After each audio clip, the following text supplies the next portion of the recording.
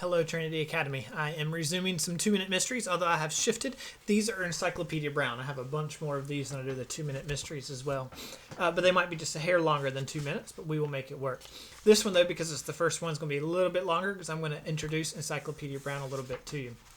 Now, there are some people in the United States who had never heard of Idaville, but they were not policemen. For every policeman from Maine to California knew about Idaville, for anyone who broke the law there was caught. How could that be? Well, it was a secret no one could ever guess. It was just your typical small town, but in it, it had a certain red brick house where lived Idaville's secret weapon against crime, 10-year-old Encyclopedia Brown.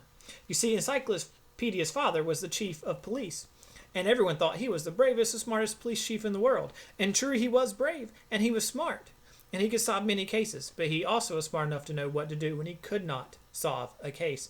He took it home to dinner and told his son the facts, and Encyclopedia usually figured out the answer before dessert.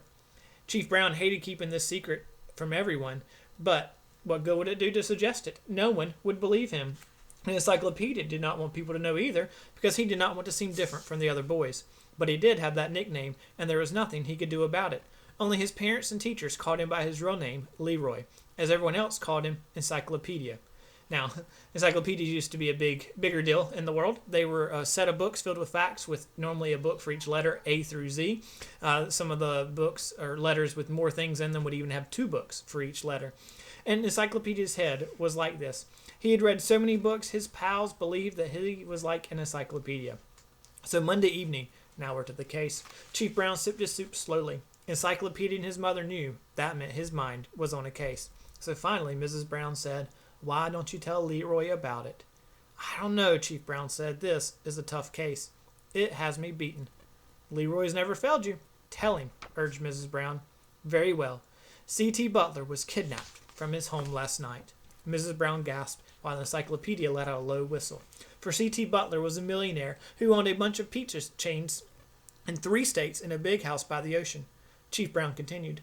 Today at noon, Mrs. Butler received a phone call. A man's voice said that her husband was unharmed, but he was being held for $500,000 ransom. The caller told Mrs. Butler to remain home tomorrow, at which time she would be told by phone where to leave the money. "You hope to capture the kidnappers before they paid the ransom, Dad?" asked Encyclopedia. "We must," replied Chief Brown grimly, "for kidnappers want money, and once they get it, we have no idea what they will do to Mr. Butler." "Well, at least you have until tomorrow to find him," exclaimed Mrs. Brown, but Chief Brown worried that was not enough time. Encyclopedia said, "Tell me the facts." "Mrs. Butler was of some help," said Chief Brown. "From what she told me, it's possible to put together a few pieces. Last night, Mr. and Mrs. Butler were in bed watching a late movie on television, when a little after midnight, the front doorbell rang. Mr. Butler went downstairs to see who it was, and Mrs. Butler turned off the television and listened. She heard him talking to someone. It sounded like a man. She couldn't make out the words, but the tone was friendly. Then she heard the sounds of the door closing, and them going into the den, and they lowered their voices where she could hardly hear them. So she went to sleep. She woke a little bit later, hearing the front door close, and went back to sleep again.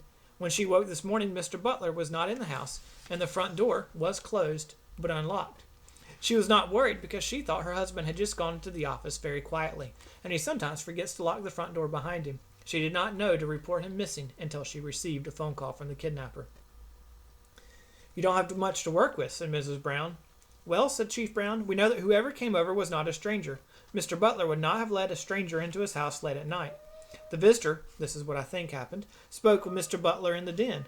Then he opened the window and made Mr. Butler climb into the backyard where other men were waiting, where they forced him into a car and drove away. Then the visitor left by the front door. Afraid he might have been seen entering the house, so he had to be seen leaving. He was prepared to obviously say Mr. Butler was still in the house if he was questioned, but no one saw him enter or leave." Mrs. Brown was sad and said, "Then you really have no clues, do you?" Chief Brown said, "Only a calendar." He got up from the table and returned with his briefcase.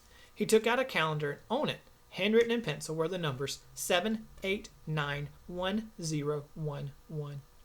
Mrs. Butler had been in the den last night with her husband just before they went upstairs for bed. She said nothing was different on his desk this morning, but the writing on the calendar. That is the number, 7891011. "Can you figure anything out, son?" he asked Encyclopedia. Encyclopedia studied the number in the calendar and closed his eyes, which is how he always did his hardest thinking. 7891011. Does Mr. Butler have any enemies? Asked Mrs. Brown. Oh, every wealthy man has enemies.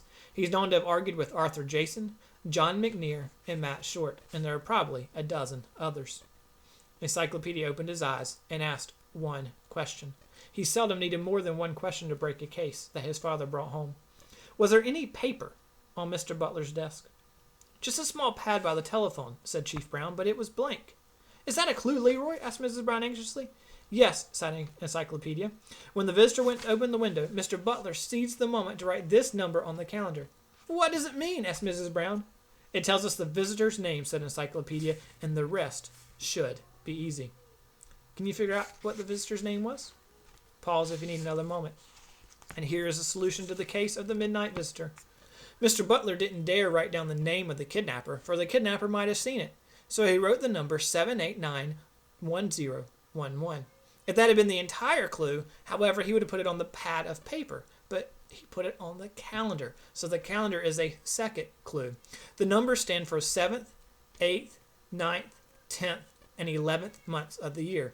July, August, September, October, November. 7 for July, 8 for August, 9 for September, 10 for October, and 11 for November. If you take the first letter of each month, you get J-A-S-O-N. That night, Chief Brown questioned Arthur Jason, who secretly and unjustly blamed Mr. Butler for his business troubles. Jason broke down and led police to where Mr. Butler was being held. And that is the end of the case of the Midnight Visitor.